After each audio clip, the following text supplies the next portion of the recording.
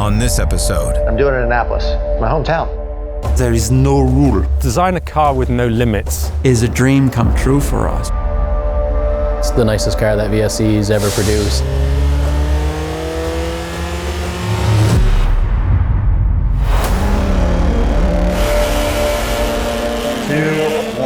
Action, action, action. I saw the wing. I was like, oh my gosh, it's like on the car. If I was gonna crash through a building, I would have been thrown out of the state. One of the most trying, most difficult, most emotionally draining days of my entire life. This is day one.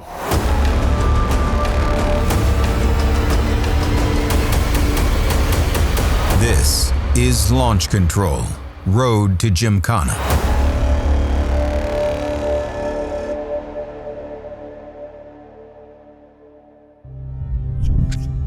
7 a.m., day one of the 2020 Gymkhana shoot.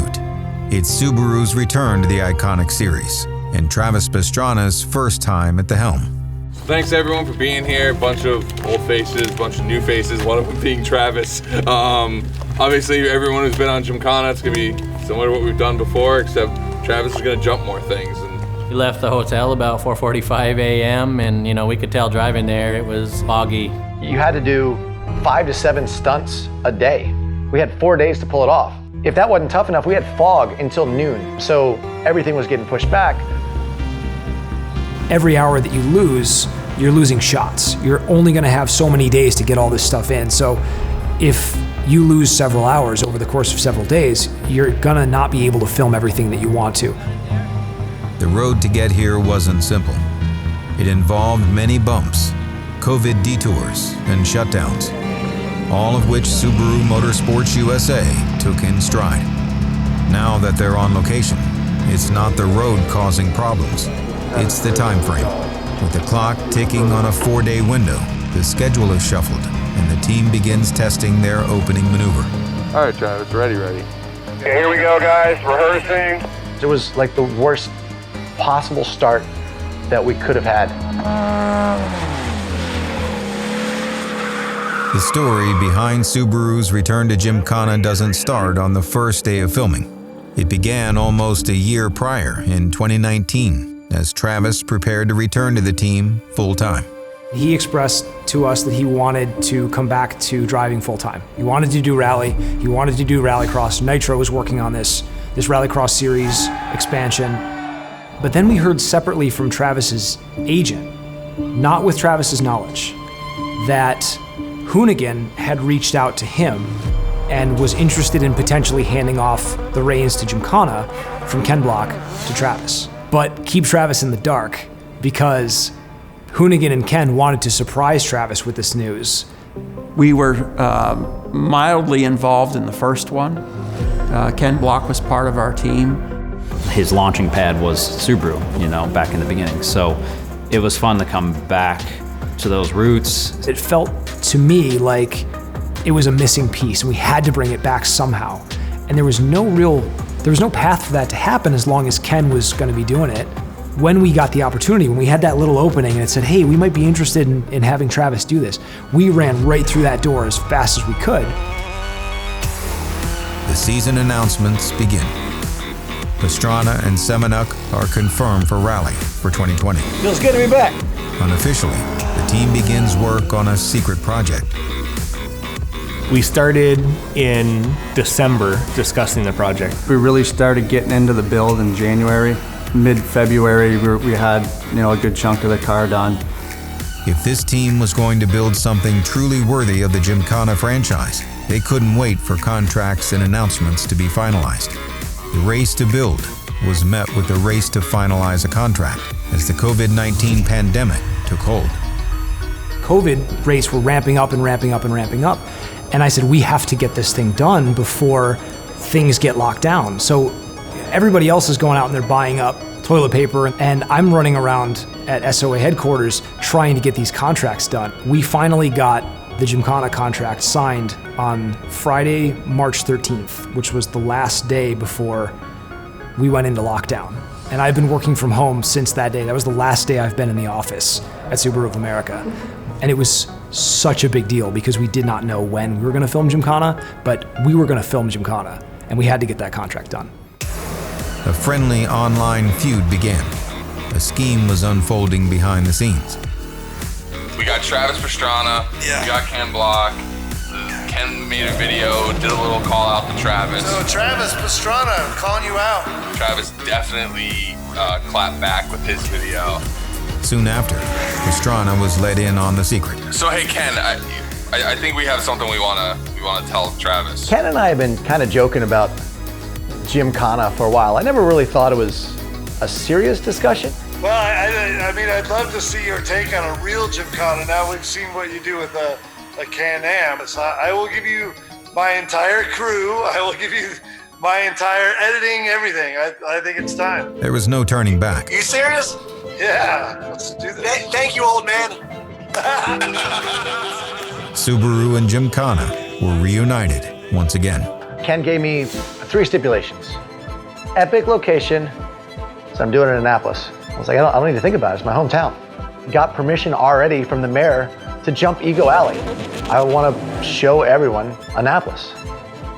Epic car. Already talked to Subaru, they already know, they're already working on a car. We were never gonna just use a rally car or a rallycross car. We were gonna build a car just for this because that's the only way to live up to this moment of Subaru taking Gymkhana back. Epic drift shots with proximity to death. I felt like we could do all that, but I also wanted to add a little bit of nitro circus flair. Am I allowed to jump? Yes. All of that means you put a huge amount of money into this thing before you film a single scene. I mean, this is the biggest project I've ever been a part of, and we had 4 days scheduled to film the entire Gymkhana 11. There's a moment of truth. So you've got all of this investment. It ends up being great or it ends up falling flat on its face. At the end of the day, I had free reign for 4 days to absolutely send it through my old stomping grounds in my hometown of Annapolis, Maryland. That was like the best dream come true ever. With a completed contract and confirmation of driver and location, it was no longer a matter of building a car, but what car? We had the mandate from our CEO and from our executive team, just make it crazy, make it big, make it wild. The fact that we were allowed to build a car with no rules is a dream come true for us. The project started with an immensely tight timescale, so we green-lighted production of the body shell straight away. With it being an unlimited regulation, we've been able to take the body shell and remove as much as we can to reduce the weight. Try to keep the unibody as structural as possible, but put as many holes as we can. And we put the roll cage in with gussets to the body, and we just use the outside of the body for its shape, and the structure and the strength of the car is all into the roll cage, and this roll cage is all connected from front to rear.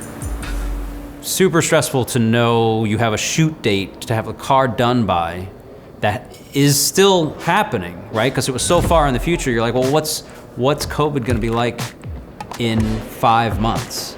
We were aiming towards having a car in the spring, like on the ground in March and testing in June.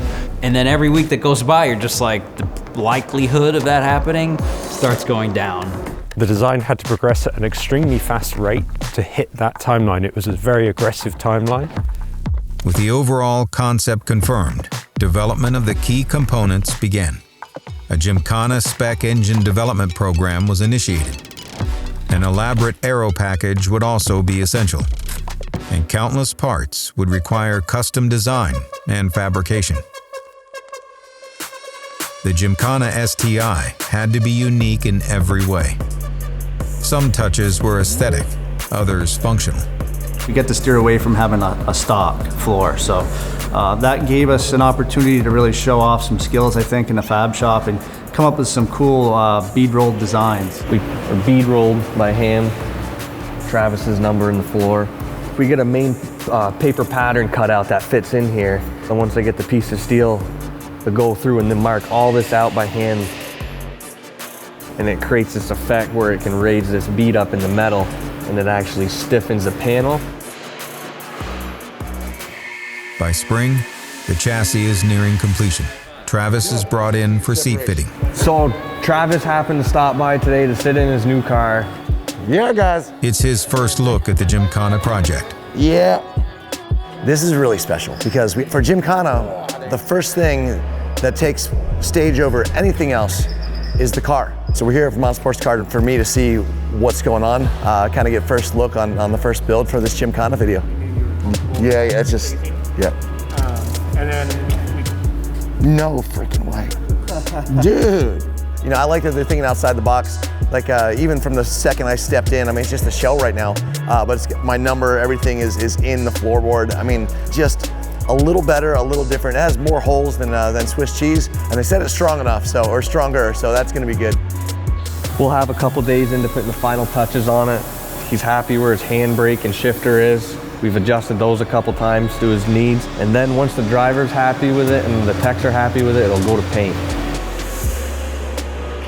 We've had multiple people say that's the nicest car that VSE's ever produced. It has a Vermont sports car touch to it.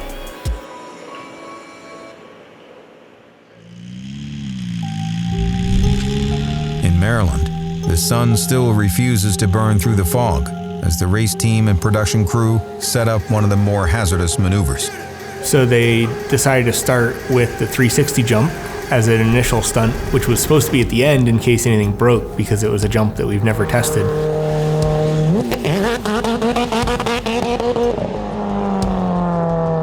That particular stunt was something that maybe in the past we would have spent, 6 months prepping just for that. That could have been on its own, just as a stunt by itself, right?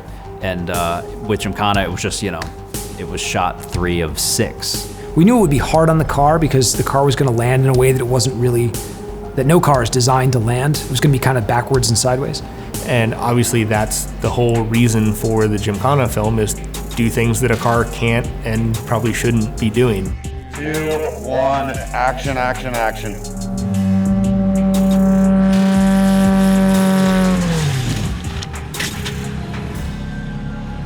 No car on earth should be able to come back from this drift. But when I pull the handbrake going like 3/4 speed, or what I thought the speed should have been, it just steps out and snaps back straight. Here we got a lot of traction. We got a lot of downforce on the vehicle. Between the Yokohamas, the wide stance, the downforce, and the faster you go, the more this car doesn't slide. The thing that generates the grip is maybe 95% the tire and 5% the car setup. We'll learn on the fly, as they say. It's like nitro physics. So they were having a hard time, like the first couple times the car went off, like we were worried it was gonna roll because it went off 180 or sideways and dug into the tarmac. We could tell when he was practicing it and just him on the radio, he was like, I don't think I can get this car to spin.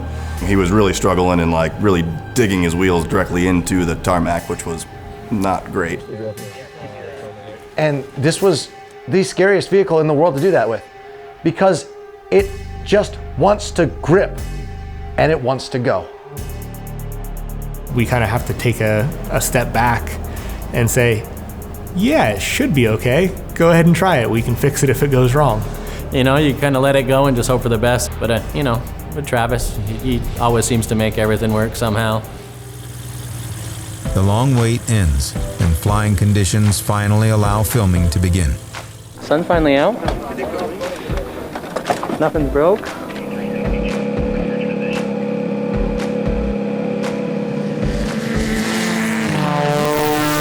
So it was a bit of a trick for them to feel comfortable enough to send him at full speed. Looked pretty cool having him spinning on the jump and then taking off.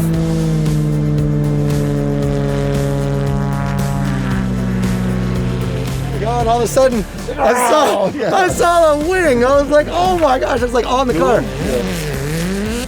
We were instructed before we left to just don't say no and just be patient. They said things take time. You might do things over and over and over, and you guys just need to do the best that you can, and that's all we did. With the first shot list successfully completed, the crew moves on to the second location of the day.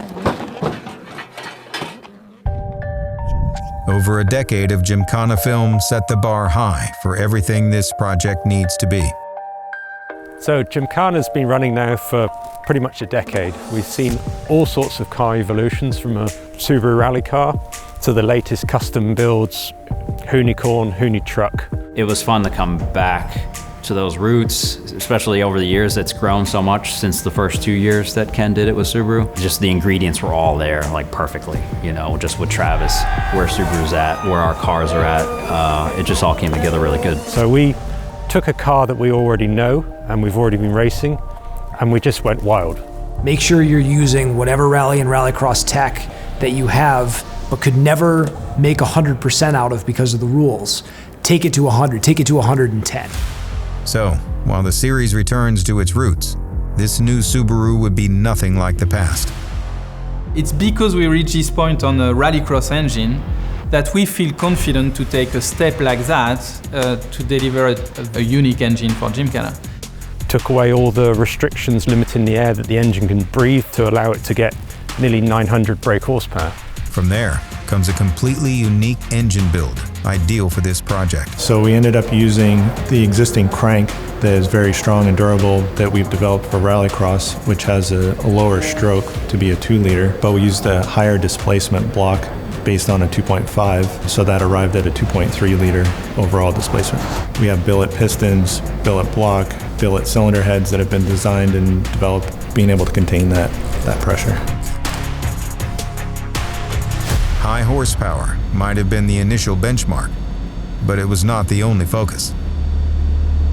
We want ultimate power, but we also need really good drivability. And having a huge turbo on the engine that can produce massive amounts of power doesn't always give the best drivability at the low end. I'm really always focusing on delivering the best car engine and not have the best dyno engine.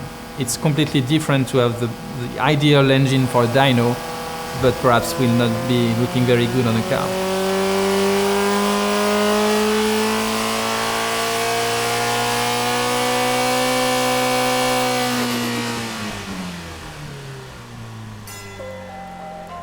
By July, Travis and the team are set to test a fully built car. It's Travis's first view of the car, and the first time the team will drive their creation in anger. So we've enhanced the engine to give us almost 900 horsepower. Not only that, we've reduced the weight of the car, 20% of its weight, for example. Full lightweight carbon fiber for all of the body panel and all of the additional panels for aerodynamics. I think that's probably the biggest difference, power to weight, when it came to driving the car for Travis. But my favorite thing about it is that it's got factory doors. It's got a factory S209 roof skin. This is a car that started as a production car. And we see the body kit coming out, and it's like this crazy wide body, hill climb looking monster. First time I saw the car, I just thought, I am Batman. It had so many wings. This thing was like just this downforce monster, and I get this button that shoots flames out the top. I'm like, this is amazing. People wanted it to look like it was doing 1,000 miles an hour when it sat still. Custom carbon body panels reduce the weight, while components are placed low and centered to help ensure the best possible center of gravity. I think that's probably the biggest difference, was the weight, where that weight's positioned, and the power to weight when it came to driving the car for Travis, compared to a rallycross car, compared to a rally car. It does not have a lot more inertia than a small car, but it has a better wheelbase. So in the end, it's an advantage even on the agility compared to a small car. I'm coming into corners at literally 120, 130 miles an hour, pulling the handbrake going, please help me. Like, this was the scariest vehicle in the world to do that with. And then I'd send it, and it worked. Once it's sliding under power, it's so easy to control. It's got so much power, it's so much grip, so much forward bite. So whatever happens, when you pull the handbrake, you're backwards, which is kind of awesome. It makes the car turn quicker, stop sliding faster to respond and turn the other to change a direction. It's how you combine it into one unit that makes it so wild and so exciting to drive. Making it the most insane STI anybody's ever seen. As the first day of filming progresses, the production is already running behind schedule. They relocate to Pastrana land for the final shots of the day. A race weekend, I feel like, is more in our control versus a Gymkhana shoot. We know a car is going out at a certain time at a race. At Gymkhana, it could sit there for 5 minutes, could sit there for 2 hours. In the schedule aspect is kind of like a race though. Loading trucks, unloading trucks, getting set, getting to your location, making sure everything's square, and then there's brief moments of insanity. With daylight now at a premium, the pressure is on to complete the next sequences quickly to get the shot list back on track. Our hope was to just get as much awesome stuff into this video as we possibly could, but there are limitations on that. Every hour that you lost, you knew that there was stuff that wasn't gonna make it into the video. And we wanted this car to do everything because we knew it could. I struggle with a lot of the technical stuff at the airport, so much so after a fog delay that we didn't get nearly what we wanted to do when we went for the second half of the day shoot because it was already dark. Everyone's like, oh cool, you guys are filming? Like, why are you guys so late? Well, we started at 7. I'm just not that good at driving, all right? I'm trying. It's very simple. He slides down the driveway. Lindsay does an air at the exact moment. A dude on a dirt bike does a flip over him. Then he puts it in reverse. Then he drives backwards into the garage. Then they execute a really quick pit stop. Then we shoot 3 more shots before the sun goes down. Easy.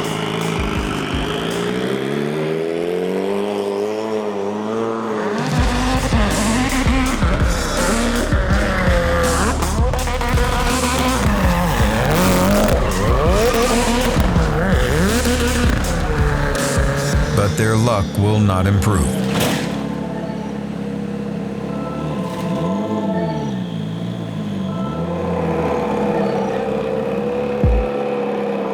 The only wing that I broke the whole time, I was backing into my garage at literally 5 miles an hour. Probably did $15,000 worth of damage.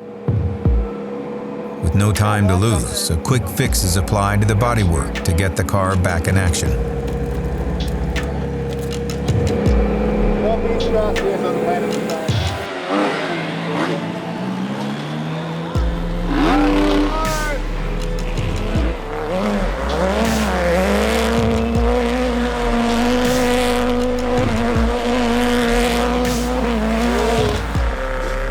Then it goes from bad to worse.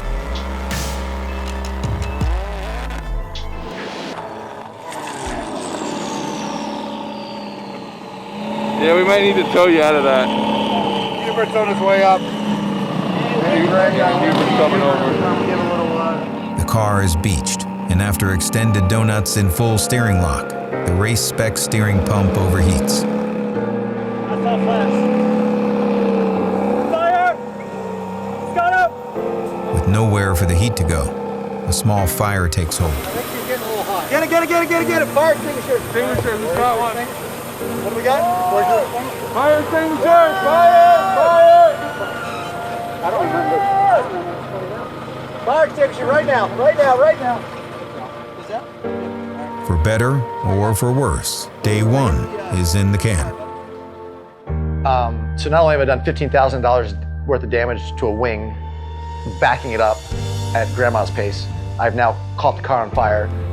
Go ahead. I had to hit the button. Everything okay? You did it already? Yeah, sorry guys. But they've got to clean the entire thing. It's already late. We've got a 5 a.m. call time the next morning. The crew just got down there, and this is day one. Well, that's going to be a real long night. It was pretty much a catastrophe. didn't want to go off that, so went exactly the wrong spot. And I just was about to go to sleep that night, and I almost cried. I called Ken, and I was still shaking, and I was like, dude, you might have picked the wrong person, man. I don't know if I can do it. And he said every day that he got back to the hotel, that he made it back to the hotel without flipping off a cliff or killing himself, he's like, I just took a second to be thankful that I made it. He goes, you made this day, you'll be all right. I know you. The team will put in the work overnight to have the car ready to go again. Now, it's up to Travis to find a way to bounce back. It was one of the most trying, most difficult, most emotionally draining days of my entire life. Next time on part 2 of Launch Control, Road to Gymkhana. I am best when everything is going to absolute anarchy. Yeah, we're taking a risk, but at the same time, we think it's well worth it. This car's going to do whatever it's designed to do. What new direction is Travis Pastrana going to take this thing in? You know, it's not just form over function, it's form and function. The beginning of what's next for Vermont sports car. Probably one of the craziest things we've ever done. It looked like he was trying to fly a car 200 feet through a keyhole. But hey, rather be lucky than good any day.